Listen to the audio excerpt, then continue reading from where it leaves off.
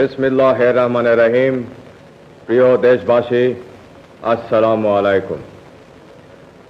গত সপ্তাহে আমি সরকারের কতিপয় নীতি আপনাদের কাছে পেশ করেছি। এবার দেশ গঠনে জনগণের অংশগ্রহণের পরিকল্পনা ও সরকারের কার্যক্রমের আরও কয়েকটি দিক আপনাদের সামনে তুলে ধরতে চাই। রাষ্ট্র পরিচালনার ব্যাপারে সংক্ষেপে আমার অনুসৃত নীতি ও কর্মসূচি হচ্ছে: সর্বতোভাবে দেশের স্বাধীনতা, অখণ্ডতা ও সার্বভৌমত্ব রক্ষা করা।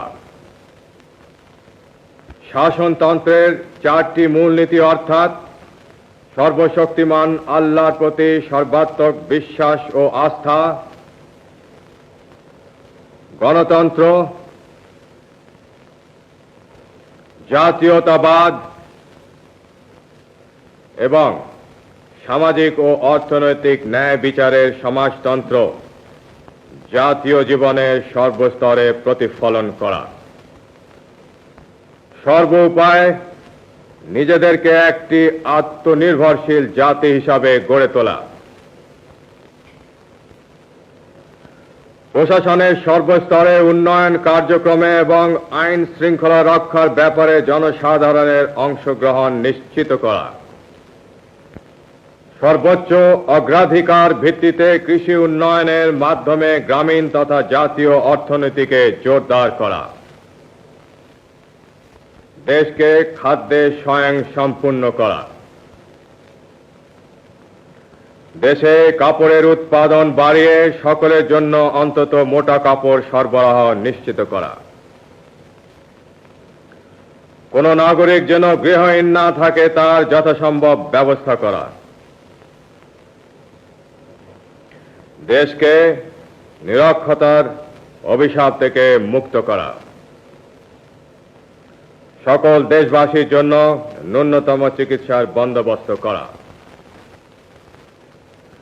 সমাজে নারীর যথাযোগ্য মর্যাদা প্রতিষ্ঠা করা এবং যুব সমাজকে সুসংহত করে জাতি গঠনে উদ্বুদ্ধ করা। দেশের অর্থনৈতিক উন্নয়নে বেসরকারি খাতে প্রয়োজনীয় উৎসাহ দান। শ্রমিকদের অবস্থার উন্নতি সাধন এবং উৎপাদন বৃদ্ধির স্বার্থে সুস্থ শ্রমিক মালিক সম্পর্ক গড়ে তোলা। সরকারি চাকুরিজীবীদের মধ্যে জনসেবা ও দেশ গঠনের মনোবৃত্তি উৎসাহিত করা এবং তাদের আর্থিক অবস্থার উন্নয়ন করা। জনসংখ্যা বিস্ফোরণ রোধ করা। সকল বিদেশি রাষ্ট্রের সাথে সমতার ভিত্তিতে বন্ধুত্ব গড়ে তোলা এবং মুসলিম দেশগুলোর সাথে সম্পর্ক বিশেষ জোরদার করা। প্রশাসন এবং উন্নয়ন ব্যবস্থা বিকেন্দ্রীয়করণ এবং স্থানীয় সরকারকে শক্তিশালী করা। দুর্নীতিমুক্ত ন্যায়নীতি ভিত্তিক সমাজ ব্যবস্থা কায়েম করা।